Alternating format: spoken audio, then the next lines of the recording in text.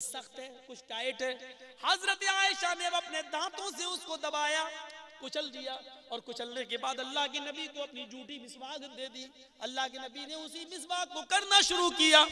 मिसवाक करते करते अचानक मिसवाक आपके हाथ से गिर गई। पानी के बर्तन में आपने अपने हाथ को डाला और अपने चेहरे पर पानी मलने लगे। बार बार पानी के अपने हाथ पानी के बर्तन में डालते और चेहरे पे मलते और कहते जाते, इन्ना लिल मौती सकरात, इन्ना लिल मौती सकरात। मौत के लिए बड़ी तकलीफें, मौत के लिए बड़ी परेशानियां हैं। आप ये कहते जाते, ये कहते जाते, और आपकी आंखों में आंसू हैं। हजरत फातिमा ने जब ये रोते हुए देखा तो कहने लगी, वाह कर बाबा, हाय मेरे अब्बू की तकलीफ, हाय मेरे अब्बू की परेशानी। अल्लाह के नबी ने अपनी बेटी को रोते हुए देखा तो फौरन खींचा और जबान में ताकत आ गई, कुव्वत गोयाई अल्लाह ने दे दी। फरमाया, बेटी फातिमा, आज के बाद आज के बाद तुम्हारे बाप को कोई तकलीफ नहीं पहुंचेगी। यानी जिब्रील मुझे बता गई आपका आखिरी दिन है, आज आप अल्लाह को प्यारे हो जाएंगे। कहने लगी, आज आप चले जाएंगे? आपने जैसे ये फरमाया, फातिमा और रोने लगी। आपने फरमाया, फातिमा इधर आओ, कान में इशारा किया। फातिमा हंसने लगी। अल्लाह के नबी ने फरमाया, फातिमा सबसे पहले तुम मुझसे मिलोगी, मेरे अहले बैत में, खानदान में सबसे पहले तुम मुझसे मिलोगी, यानी मेरे बाद तुम्हारा ही नंबर आ रहा है। फातिमा रज़ी अल्लाह ताला अन्हा ने जब ये सुना तो हंसने लगी। मौत की खबर सुनकर मोमिन मुस्कुराता है। मोमिन की नजर में मौत ये चीज होती है। आज हम मौत से डरते हैं इसलिए कि हम मोमिन नहीं है। अगर पक्के सच्चे मोमिन होते तो मौत हमारी नजर में नफरत की चीज ना होती। हजरत फातिमा ने सुना कि मैं बहुत जल्दी अपने अब्बू से मिल लूंगी तो हजरत फातिमा मुस्कुराने लगी। आपने उनको एक और बशारत दी, ऐ फातिमा, अभी अभी जिब्राइल ने बताया, फातिमा तो सय्यदतु निसाई अहलिल जन्ना, अल्लाह ने फातिमा को जन्नत की तमाम औरतों का सरदार बना दिया। हजरत फातिमा मुस्कुराती हैं और यहाँ जनाब मोहम्मद रसूलुल्लाह आखिरी आवाज निकालते, आंखें खजूर के पत्तों की छत्तों से लग जाती हैं, आंखें खजूर के पत्तों की छत से लग जाती है, आंखें खुली रह जाती है। हजरत आयशा ने अपने कान लगाए, अल्लाह के नबी के होंठ हिल रहे। आखिरी जुमला जो नबी की जबान से निकला वो ये, अल्लाहुम्मा बिर्रफीक़िल आला, अल्लाहुम्मा बिर्रफीक़िल आला, अल्लाहुम्मा बिर्रफीक़िल आला। ऐ अल्लाह रफीक़ आला में, ऐ अल्लाह अपने नेक लोगों में, ऐ अल्लाह नेक लोगों में, अंबिया में, सुलहा में, शोहदा में मेरा भी शुमार कर ले। अल्लाह नेक लोगों में मुझे भी पहुंचा दे। ये आखिरी जुमला था। जनाब मोहम्मद रसूलुल्लाह अल्लाह को प्यारे हो गए। हजरत फातिमा फिर रोने लगी। हजरत आयशा की ऊपर भी एक तूफान टूट गया। हजरत उमर फारूक को जुनून सा आ गया। कहने लगे, अगर किसी ने ये कह दिया कि नबी अकरम का इंतकाल हो गया, मैं उसकी गर्दन उड़ा दूंगा। जैसे मूसा अल्लाह से मिलने गए थे, ऐसे अल्लाह के नबी भी अल्लाह से मिलने गए। अल्लाह अभी जरूर आएंगे। अल्लाह नबी को मौत नहीं दे सकता। हजरत अबू बकर सिद्दीक ने हजरत उमर के हाथ से तलवार छीनी, फरमाया, उमर होश में आओ, जो चीज आनी थी वो नबी पर आ चुकी है। अल्लाह मेरे नबी को डबल मौत नहीं दे सकता है। फिर फरमाया, क्या तुमने कुरान नहीं पढ़ा? वमा मुहम्मदुन इल्ला रसूल कद खलत मिन क़ब्लिहिर रुसूल अफ़ई मात औ क़ुतिल इनक़लबतुम अला अक़ाबिकुम। मोहम्मद तो अल्लाह के एक रसूल हैं, उनसे पहले भी बहुत से रसूल गुजर चुके हैं। क्या मोहम्मद कत्ल कर दिए जाएं किसी जंग में या ऐसे ही इंतकाल हो जाए तो क्या तुम दीन छोड़ दोगे, एड़ियों के बल पलट जाओगे? नहीं नहीं, तुम्हें अपने दीन पर मजबूत रहना है। और जो अपने एड़ियों के बल पलटेगा वो अल्लाह का कुछ भी नुकसान नहीं करेगा। हजरत उमर कहते हैं, अय अबू बकर, क्या ये आयत कुरान में मौजूद है? फरमाया, हाँ कुरान में मौजूद है। हजरत उमर फौरन मान जाते हैं कि नहीं नहीं, अब मेरा भी वही अकीदा है जो अबू बकर का अकीदा है। इधर हजरत फातिमा अपने नबी जनाब मोहम्मद रसूलुल्लाह के पास बैठी है और आपके जिस्म अतर से लिपट कर कह रही है, वाह कर बाबा मन अजाब रब्बंदा, वाह कर बाबा मन जन्नतुल फिरदौसी मावा, वाह कर बाबा इलाज जिब्रील नना। मेरे अब्बू, आपको अल्लाह ने बुलाया और आपने लब्बैक कह दिया। मन नजाब रब्बंदा, आपको आपके रब ने बुलाया और आप चले गए। वाकर बाबा मन जन्नतुल फिरदौसी बाबा, आए मेरे अब्बू आपका ठिकाना तो जन्नतुल फिरदौस है, आप तो जन्नतुल फिरदौस में चले गए। वाकर बाबा इला जिब्रील नना, नहीं नहीं आए अब्बू, मैं जिब्रील को बुलाती हूँ, मैं जिब्रील को दावत देती हूँ, मैं जिब्रील को पुकारती हूँ। आए जिब्रील अब कुरान लेके ना आना, अब आयतें लेके ना आना, अब वही लेके ना आना। साहिब कुरान इस दुनिया में न रहा, जिस पर कुरान उतरता था वो इस दुनिया में नहीं रहा। आए जिब्रील अब कुरान लेके ना आना, मैं जिब्रील को बुलाती हूँ और आपके इंतकाल की खबर मैं जिब्रील को देती हूँ। जरा मंजर देखो, हजरत फातिमा ये कह रही हैं और ये सारी रिवायतें बुखारी के अंदर मौजूद हैं। मेरे भाइयों वो मंजर भी याद करो। हजरत अनस कहते हैं जब अल्लाह के नबी मदीने में आए, जब अल्लाह के नबी मक्का छोड़ के मदीने में आए तो मैंने उससे ज्यादा खुशी का माहौल कभी नहीं देखा, उससे अच्छा दिन मैंने कभी नहीं देखा। और जिस दिन अल्लाह के नबी इस दुनिया से रुखसत हुए, रब काबा की कसम उससे ज्यादा अंधेरे वाला दिन और उससे ज्यादा अफसोसनाक दिन, उससे ज्यादा तारीख दिन भी मैंने कभी नहीं देखा। हजरत फातिमा कहती थी आए अल्लाह ये पहाड़ रेजा रेजा मेरे ऊपर, मेरे अब्बू के इंतकाल के बाद गमों के इतने पहाड़ टूटे हैं, इतने गम आए हैं, अगर ये गम किसी पहाड़ के ऊपर डाल दिए जाएं तो पहाड़ रेजा रेजा हो जाए। अगर ये गम जो मुझे पहुंचे हैं अगर दिन पर डाल दिए जाते तो दिन भी रात में बदल जाते। लाइन लगी रही, लोग आते गए नबी को देखते गए, लोग आते गए नबी को देखते गए। अल्लाह के नबी को तकरीबन 48 आवर्स 48 घंटे तक तकरीबन आपको दफन नहीं किया था। लोग आते गए देखते गए, आते गए देखते गए, आते गए देखते गए। कुछ लोग रात में आए, यहाँ जो चीज बताना चाहता हूँ वो ये, कुछ लोग जो रात में आए वफद था, कुछ लोगों पर मुश्तमिल। दरवाजा खटखटाया, अम्मा आयशा ने दरवाजा खोला, कौन? फला फला कबीले से आया हूँ, इतनी रात में पहुंचे हो? कहा हाँ, कोई साधन नहीं था, ऊंटनी की सवारी करके आया हूँ, हम लोग सब आए हैं और अल्लाह के नबी को देखना चाहते हैं। जैसे जैसे खबर मिली हजरत आयशा ने चेहरा खोल दिया कि देख लो। अंधेरे की वजह से वो लोग चेहरा नहीं देख सके। हजरत आयशा से कहने लगे अम्मा आयशा कैसे देखूं, काफी अंधेरा है, रात की तारीकी है, जरा चिराग जला दो, जरा रोशनी कर दो। हजरत आयशा की आंखों में आंसू आ जाते हैं। इन सहाबियों ने पूछा क्यों रो रही हो? मैंने रोने के लिए तो कोई बात नहीं कही। फरमाया तुम्हारे नबी ने मेरे घर इतना तेल भी तो नहीं छोड़ा है कि मैं चिराग जलाकर तुम्हें नबी का चेहरा दिखा सकूं।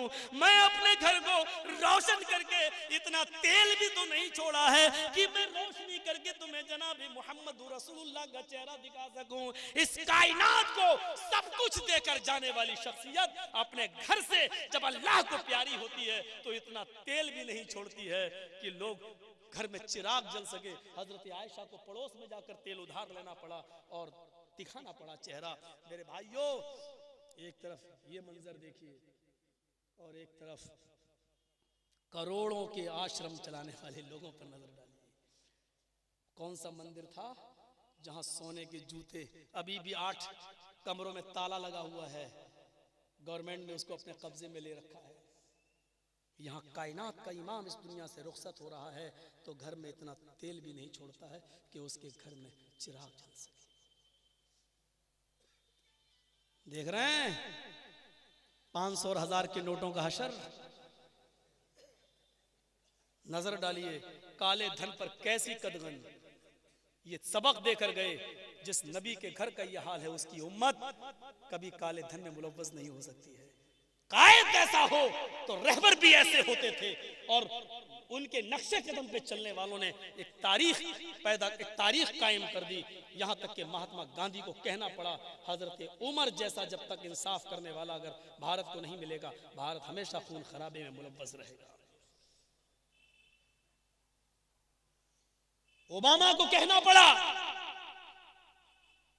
बॉम्बे के राज ठाकरे को कहना पड़ा, रेप और बलात्कार को अगर रोकना है तो मोहम्मद रसूलुल्लाह वाला कानून को नाफिज करना होगा, संसार करना होगा, चौराहे पर ऐसे बलात्कारियों को मारना होगा। मेरे भाइयों, ये आवाजें उठ रही हैं, ये आवाजें 1400 साल पहले मोहम्मद रसूलुल्लाह ने उन कानून को बनाया था। आज पसे पर्दा लोग कह रहे हैं, लेकिन हकीकत कभी छिपती नहीं है, कभी कभी निकल जाती है। सुना ना, मेरे फेसबुक पे किसी ने डाला, हवाई जहाज पर ओबामा और मोदी दोनों सफर कर रहे थे, तो ओबामा ने कहा अगर मैं 1 करोड़ रुपया तुम्हारे भारत में फेंक दूं तो भारत का 1 करोड़ आदमी मुझे दुआ देगा। मोदी जी बोले अगर मैं 1 करोड़ फेंक दूं तो 100 करोड़ पूरा भारत का आदमी हमें दुआ देगा। पायलट सुन रहा था, उसने कहा अगर मैं तुम दोनों को फेंक दूं तो पूरी दुनिया हमें दुआ देगी। उसने कहा अगर मैं तुम दोनों को ऊपर से फेंक दूं तो पूरी दुनिया हमको दुआ देगी। ये कमेंट आ रहे हैं नेट पर, ये कमेंट आ रहे हैं फेसबुक पर, मुझे एक कमेंट बता दो, एक कमेंट बता दो जनाबे मोहम्मद रसूलुल्लाह सल्लल्लाहु अलैहि वसल्लम की शख्सियत पर सबने अगर कमेंट किए हैं तो मेरे भाइयों नबी की बीवियों पर कमेंट किए हैं या ज्यादा से ज्यादा दहशतगर्दी को लेकर कमेंट किए हैं। लेकिन मेरे प्यारे साथियों, उसका भी रद्द करने वाले हजारों पैदा हुए हैं। और मैं आपको कैसे बताऊं कि इस्लाम का दहशतगर्दी से कोई ताल्लुक है ही नहीं है। अभी आएगा जब मैं जज बताऊंगा जनाबे मोहम्मद रसूलुल्लाह को, तब उसमें आएगा नबी अकरम जहां एक अच्छे हकीम थे। मैं बहकता बहुत हूं, अब कहां पहुंच गया हकीम से। तो डॉक्टर मोरिस ने, अमेरिका का डॉक्टर है, उसने लिखा है कि जो लोग अपनी गंदगी को साफ करते हैं, लैट्रिन करने खेत में जाते थे पहले जमाने में लोग, तो मिट्टी के ढेले इस्तेमाल करने वाला आदमी, मिट्टी से अपनी गंदगी को के रास्ते को साफ करने वाले आदमी को कभी बवासीर की बीमारी नहीं हो सकती है। मिट्टी में वो जरासीम, वो चीज पाई जाती है जो उन जरासीमों को खत्म कर दे। 1400 साल पहले अल्लाह के रसूल ने फरमाया अगर जंगल में जाओ, पानी नहीं मिले, इतनी दूर निकल जाओ कि कोई देख ना सके, और मिट्टी के ताक ढेले इस्तेमाल करो। ये पेपर यूज करने वाले ये एतराज करते थे पहले, मोहम्मद रसूलुल्लाह को ऐसी कौम मिली, मिट्टी बताओ, मिट्टी, ये बताया मिट्टी। आज फ्लाइट का सफर करो तो पेपर रखे हुए हैं, छोंच लो, पैसे फेंक, बताइए उसमें सफाई होती है? लाइलाज बीमारियों में मुब्तला आदमी को कर दिया जाए, ऐसी चीज उसके अंदर जज्ब करने का मादा ही नहीं होता है। 1400 साल पहले मोहम्मद रसूलुल्लाह ने मिट्टी का इस्तेमाल बताया था, और आज मिट्टी के फवायद आप देख लीजिए। मिट्टी के फवायद, बाबा रामदेव को भी एक साबुन बनाना पड़ा मुल्तानी मिट्टी के नाम से। आप अंदाजा लगाइए मिट्टी के फवायद, मिट्टी के फवायद पर गौर करो। इसलिए अल्लाह के रसूल ने फरमाया जब कुत्ता तुम्हारे बर्तन में मुंह डाल दे तो उसको 7 मरतबा धुलो, पहली मरतबा मिट्टी से या आखिरी मरतबा मिट्टी से। मिट्टी के अंदर कुत्ते के जबान से निकलने वाले उन जरासीमों को मारने की सलाहियत होती है, हर किस्म के जरासीम को मारने की सलाहियत होती है। इसलिए मिट्टी का इस्तेमाल बताया था मोहम्मद रसूलुल्लाह ने, मिसवाक का इस्तेमाल बताया था मोहम्मद रसूलुल्लाह ने, पेशाब करने के बाद पानी का इस्तेमाल कौन बताया? मोहम्मद रसूलुल्लाह। और लोगों को देखो, पैंट की चैन खोली, नाली के किनारे खड़े हो गए। अरे कुत्ते को फिर भी अदब है, एक टांग उठा लेता है बेचारा पेशाब करते वक्त, छींटे ना आए। ये दोनों पैर जमीन में रख के ऐसी धार मारते हैं कि कुत्ते को फेल कर देते हैं। और चैन चढ़ाई चले आए, चैन चढ़ाई और चले आए। जानते हो पानी से साफ नहीं किया, पेशाब के अंदर यूरिक एसिड पाया जाता है। आपने फौरन चैन चढ़ाई और रात में आ गए और इसी हाल में आप अपनी बीवी से हम बिस्तरी कर लिए, तो पेशाब के रास्ते से जो कतरा रह गया उसके साथ लगा हुआ जरासीम जब बच्चेदानी में रहमे मादर में जाता है तो उस बच्चे के लिए जानलेवा बीमारी में मुब्तला कर सकता है। ये आज की मेडिकल साइंस कह रही है। जब हम पानी का इस्तेमाल कर लेते हैं तो पानी यूरिक एसिड के असर को खत्म कर देता है। ये हिकमत बताई थी जनाब मोहम्मद रसूलुल्लाह ने, आज उसको अपनाइए मेरे भाइयों। लोग कहते हैं कि जमाना बहुत तेजी से आगे बढ़ रहा है, मैं आपसे कहता हूं 1400 साल पीछे की तरफ चले जाओ। आपको आगे बढ़ के नहीं देखना है, आपको 1400 साल पहले पीछे की तरफ जाकर देखिए। एक आदमी ने मुझसे कहा, मौलवी साहब साइंस इतनी तरक्की कर चुकी है कि यहाँ बैठे बैठे अमेरिका और लंदन बात कर लो, हेलो यहाँ से बोलता हूँ, लंदन में हमारा भाई सुन लेता है, हम यहाँ से अस्सलाम वालेकुम कहते हैं, सऊदीया में मेरा भाई सुन लेता है। साइंस ने वो चीज बनाई जो अल्लाह भी उसने ऐसी कहा जो गॉड भी नहीं बना सका, जो तुम्हारा अल्लाह भी नहीं बना सका। मैंने कहा इन नई चीजों की इजाद पर मुस्कुराओ नहीं, खुशफहमी में मुब्तला मत हो जाओ। मेरे दोस्त थोड़ी देर के लिए ठंडे मिजाज से सोचो, तुम जिस जबान से हेलो कह रहे हो और वो जिस कान से हेलो सुन रहा है, ये बुलबुल की दास्तान सुनाने वाली जबान और उसमें हेलो की ताकत रखने वाली जात तो अल्लाह की है। और वो आदमी जो तुम्हारी हेलो की आवाज सुन रहा है, लंदन और अमेरिका बैठे हुए, इस कान में पर्दा सुनने की सिमात और ये ताकत तो अल्लाह ने डाली है। अगर अल्लाह तेरी जबान को गूंगा कर दे और तेरे भाई को बहरा कर दे तो ये 100 ग्राम का डिब्बा किस काम का? फिर मुझे बता, ये 100 ग्राम का डिब्बा किस काम का? कहने लगा बात तो ठीक है। मैंने कहा अल्लाह ताला ने इसीलिए कहा कि हमने तुम्हें जबान दी है, तुम मेरा शुक्र अदा क्यों नहीं करते? हमने सुनने के लिए तुम्हें कान दिए, तुम हमारा शुक्र अदा क्यों नहीं करते? मेरे भाइयों, हर चीज पर अल्लाह का शुक्र अदा करना चाहिए। गौर करो कितनी बड़ी नेमत है ये मौलवी जर्जीस की आवाज जो हम बोल रहे हैं और आप सुन रहे हैं, ये मेरी अल्लाह की कितनी बड़ी नियामत है। आपके कान ये कितनी बड़ी नियामत है। उन लोगों से पूछो जिनकी अल्लाह ने रोशनाई को छीन लिया, आंखों की कदर उनसे पूछो। जो गूंगे हैं उनसे पूछो जबान की कदर क्या है। मेरे भाइयों, जो बहरे उनसे पूछो कान की कदर क्या है। ये मोहम्मद रसूलुल्लाह बहुत बड़े हकीम भी थे, बहुत बड़े डॉक्टर भी थे। अब मैं उस तरफ नहीं आना चाहता हूँ। वुजू क्यों बनाया जाता है? वुजू में मुंह में पानी क्यों डाला जाता है? नाक में पानी क्यों डाला जाता है? इसका मेडिकल क्या फायदा है? सर का मसा क्यों किया जाता है? इसका मेडिकल क्या फायदा है? मैं एक एक चीज बता रहा हूं ताकि वक्त को कवर करता चलूं और आगे बढ़ूं। ये सारी चीजें मेडिकल हैं।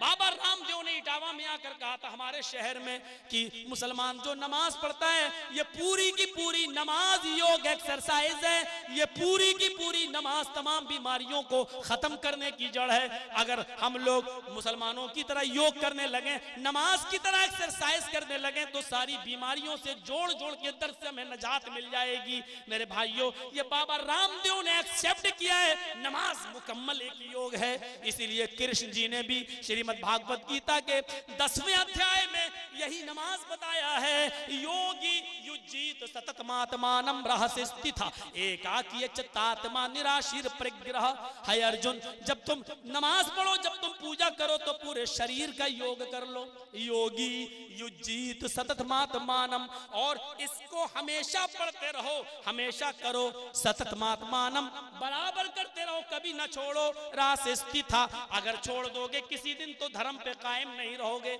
स्थित नहीं रहोगे। एकाकी, एक अल्लाह के सामने, एक प्रभु के सामने खड़े हो जाओ। यच्चत्तात्मा, और अपनी आत्मा को उसी की तरफ लगा दो, दाएं बाएं ना देखो, इधर उधर मत देखो। निराशीर, सबसे निराश हो जाओ, परिग्रह, लेकिन ऊपर वाले से निराश मत हो, वो सब कुछ देने वाला है। पंचम समया कर्तव्या, हाय अर्जुन, ये पूजा 5 टाइम करना।